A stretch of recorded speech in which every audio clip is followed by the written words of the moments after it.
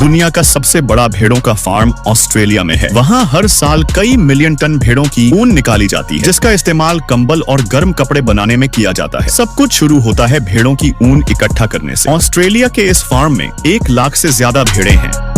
वसंत के शुरुआत में या गर्मी आने से ठीक पहले भेड़ों की ऊन काटी जाती है। जो लोग ऊन काटते हैं उन्हें शेयरर कहा जाता है। ये अनुभवी कर्मचारी एक खास ट्रिमर से सिर्फ 2 से 3 मिनट में एक भेड़ के पूरे शरीर की ऊन काट सकते हैं, लेकिन बड़ी फैक्ट्रियों के लिए हजारों भेड़ों की ऊन चाहिए होती है, इसलिए यह काम लगातार घंटों चलता रहता है। हर भेड़ से औसतन 3 से 7 किलो ऊन मिलती है। रोज इतने भेड़ों की ऊन काटी जाती है कि एक कर्मचारी को एक भेड़ की ऊन काटने के लिए सिर्फ 2 से 3 मिनट ही मिलते हैं।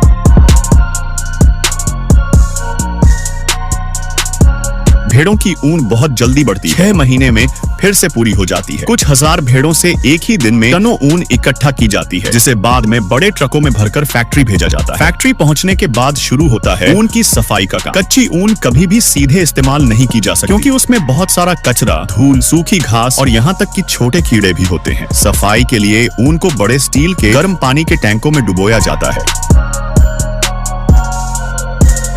जिसमें खास डिटर्जेंट मिला होता है। इसे कई चरणों में धोया जाता है। पहले चरण में मिट्टी और धूल हटाई जाती है, दूसरे चरण में तेल और चर्बी साफ होती है और आखिरी चरण में ऊन को पूरी तरह जीवाणु रहित किया जाता है। धुलने के बाद ऊन इतनी मुलायम और फूली हुई हो जाती है कि लगता है जैसे बादल का टुकड़ा हो।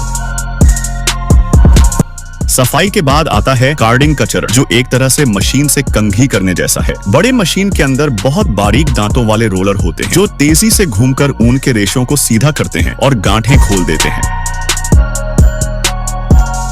इस प्रक्रिया में ऊन के छोटे छोटे गोले हट जाते हैं और रेशे एक दिशा में सध जाते हैं। कार्डिंग के बाद ऊन बहुत ही चिकनी और समान हो जाती है, जो अगले चरण के लिए तैयार होती है। इसके बाद शुरू होता है स्पिनिंग, यानी धागा बनाने का काम। इसमें ऊन के रेशों को आपस में घुमाकर मजबूत धागा तैयार किया जाता है। बड़ी फैक्ट्रियों में स्पिनिंग मशीनें एक साथ हजारों धागे बना सकती हैं। कभी कभी ऊन को पहले ही रंग दिया जाता है और कई बार धागा बनने के बाद रंगा जाता है। ये सब कंबल के डिजाइन और ऑर्डर पर निर्भर करता है। सबसे अहम चरण है बुनाई। यहाँ बड़े ऑटोमेटिक करघे लूम इस्तेमाल किए जाते हैं। एक करघे में सैकड़ों धागे एक साथ चलते हैं और मशीन तेजी से ऊपर नीचे आगे पीछे होकर कपड़ा बुनती है। ये मशीनें इतनी तेज होती हैं कि हर मिनट सैकड़ों मीटर कपड़ा बनाती है। अगर फैक्ट्री 24 घंटे चले तो एक दिन में कई किलोमीटर कपड़ा बुना जा सकता है।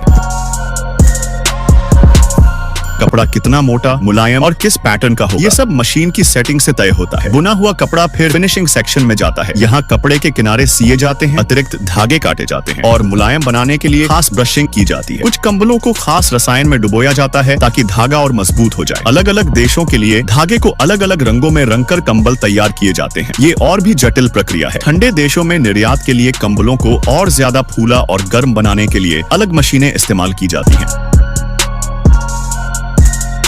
इसके बाद आता है पैकेजिंग का चरण। हर कंबल को मोड़कर पॉलिथीन या कपड़े के बैग में रखा जाता है। कुछ कंबल स्थानीय बाजार में जाते हैं और कुछ कंटेनरों में भरकर विदेशों में निर्यात किए जाते हैं। बड़ी फैक्ट्रियां साल में कई मिलियन कंबल बना सकती हैं। कंबल बुनने का काम सबसे ज्यादा तुर्की, ऑस्ट्रेलिया और कजाकिस्तान में होता है।